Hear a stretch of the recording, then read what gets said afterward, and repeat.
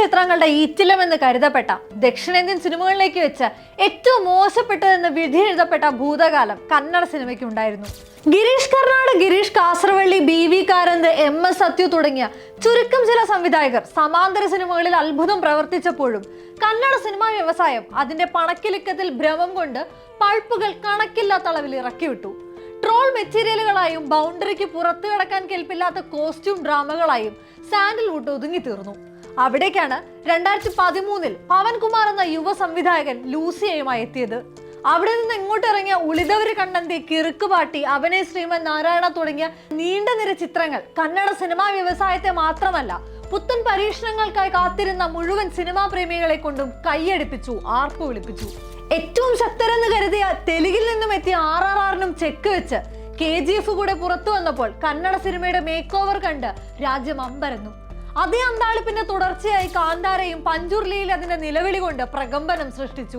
Commercial സിനിമകളുടെ മുഴുവൻ രൗദ്രതയും ഉൾക്കൊണ്ട അതേ കന്നഡ സിനിമ ഇപ്പോൾ ഒരു കുഞ്ഞു സിനിമയുമായി വന്ന് മറ്റൊരു അത്ഭുതം കൂടെ സമ്മാനിക്കുകയാണ്. മാൽഗുഡിയൊക്കെ പോലെ കൗതുകം കൊള്ളിക്കുന്ന ഒരു നാടും നാട്ടുകാരും നിറഞ്ഞു നിൽക്കുന്ന സൂ ഫ്രം സോ. ദിനം തോറും കേരളത്തിലും സ്ക്രീൻ എണ്ണം കൂട്ടുന്ന സുലോചന ഫ്രം സോമേശ്വരം.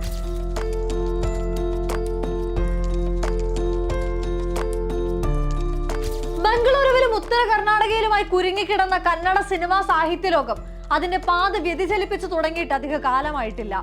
എപ്പോഴെങ്കിലും നിലവാരത്തിൽ മാറ്റം ഉണ്ടാകണമെന്ന ആഗ്രഹം പോലും പ്രകടിപ്പിച്ചിട്ടില്ലായിരുന്ന ഒരു ഇൻഡസ്ട്രിയിലേക്ക് മാറ്റത്തിന്റെ പുതുമ എത്തിയത് വളരെ സാവകാശം, സ്വാഭാവികമായി തന്നെയാണ്.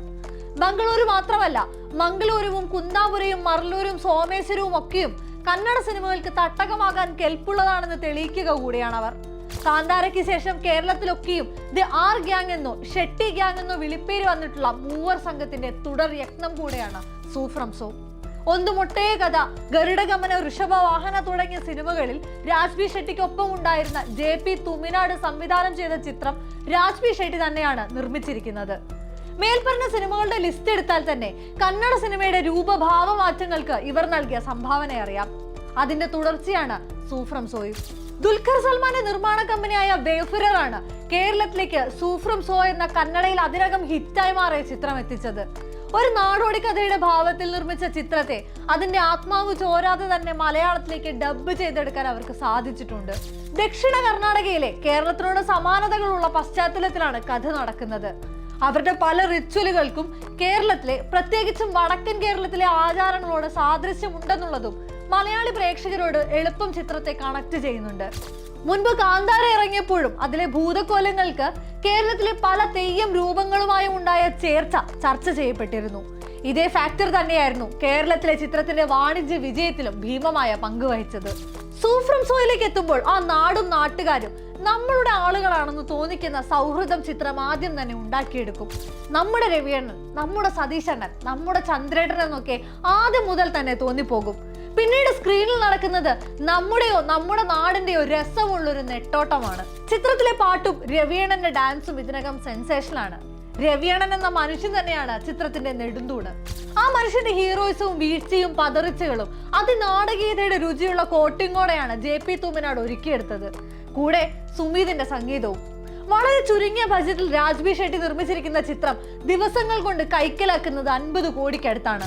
ഇത് ആദ്യമായല്ല ഇങ്ങനെ ഒരു സർപ്രൈസ് സിനിമ അങ്ങ് തുളുനാട്ടിൽ നിന്നെത്തുന്നത്. സൗത്ത് ഇൻഡസ്ട്രിയെ തന്നെ വിറപ്പിച്ചുകൊണ്ട് KGF വന്നതും കേരളത്തിലെ തിയേറ്ററുകളിലടക്കം ആളിപ്പടർന്നതും ചരിത്രം. രണ്ടാം ഭാഗത്തിന് രാവും പകലുമില്ലാതെ മലയാളികൾ ഉറക്കമളച്ച് കാത്തുനിന്നതും നടന്ന കഥ. ശേഷം അതേ നിർമ്മാതാക്കളുടെ ഒരു ലോ ബജറ്റ് ചിത്രം കൂടെ തേരോട്ടത്തിനെത്തി. KGFന്റെ പരസ്യ പ്രചാരണത്തിന്റെ മുഴുവൻ ചെലവിന്റെ അടുത്തുപോലും എത്താത്ത ബജറ്റിലെടുത്ത ചിത്രമെന്ന് കളിയാക്കപ്പെട്ട കാന്താര. പൃഥ്വിരാജ് പ്രൊഡക്ഷൻസ് കേരളത്തിലെത്തിച്ച ചിത്രം വളരെ പെട്ടെന്ന് തന്നെ പ്രചരിക്കപ്പെട്ടു. 400 കോടിക്ക് മുകളിലാണ് കൊമേഴ്ഷ്യൽ ചട്ടക്കൂടിനകത്ത് തന്നെ ഒരുക്കിയ കാന്താര നേടിയത്. സൂ ഫ്രം സോ അത്തരം ഫ്രെയിം വർക്കിന് പുറത്താകുമ്പോഴും രോമാഞ്ചമൊക്കെ തന്ന അതേ രോമാഞ്ചമാണ് പ്രേക്ഷകരിലേക്ക് അവരും നൽകുന്നത്. ചിത്രത്തെക്കുറിച്ച് കൂടുതലൊന്നും വെളിപ്പെടുത്തുന്നില്ല. ആ ചിത്രം തന്നെ നിങ്ങളെ ആ ലോകം ചുറ്റിക്കാണിക്കട്ടെ. തട്ടിക്കൂട്ട് ചിത്രങ്ങളുടെയും മോശം ചിത്രീകരണങ്ങളുടെയും ഇൻഡസ്ട്രി ആയിരുന്ന സാൻഡൽവുഡ് കഴിഞ്ഞ കുറച്ചു കാലങ്ങളായി മികച്ച സിനിമാസ്വാദനമാണ് സാധ്യമാക്കുന്നത്. ആക്ഷനും ഐറ്റം നമ്പറും ഇല്ലാതെ എന്ത് സിനിമയെന്ന് കരുതിയിരുന്ന ഒരു ലോകത്ത് നിന്നാണ് ഒരു കൂട്ടം ചെറുപ്പക്കാർ ലോകോത്തര സിനിമകളോട് ചേർത്ത് നിർത്തുന്ന സിനിമകൾ ഒരുക്കുന്നത്. രാം റെഡ്ഡിയുടെ തിഥിയും നടേഷ് ഹെഗ്ഡെയുടെ പെഡ്രോയും രാജ്യാന്തര ചലച്ചിത്രമേളകളിൽ ഏറ്റെടുക്കപ്പെടുന്നത്. ഗരുഡഗമന വൃഷഭവാഹന എന്ന ഗ്യാങ്സ്റ്റർ ചിത്രം എക്കാലത്തെയും ഹിറ്റ് ചിത്രമായി ചേർക്കപ്പെടുന്നത്. നഗരങ്ങളുടെ പൊലിമ മാത്രം നിറഞ്ഞിരുന്ന ലോകത്തു നിന്നും കന്നഡ സിനിമ ബഹുദൂരം സഞ്ചരിച്ചതിന്റെ കാഴ്ചയാണ് ഏറ്റവും ഒടുക്കം സൂഫ്രം ഷോയിൽ എത്തി നിൽക്കുന്നത്. ഹേ മനുഷ്യ, പണ്ട് നീ വാനരൻ എന്നൊക്കെ പാടിയും പൊട്ടിച്ചിരിപ്പിച്ചും ചെറുതായൊന്ന് കണ്ണു നനയിച്ചും ചിത്രം ഹൃദയങ്ങളിൽ നിന്നും ഹൃദയങ്ങളിലേക്കുള്ള യാത്രയിലാണ്.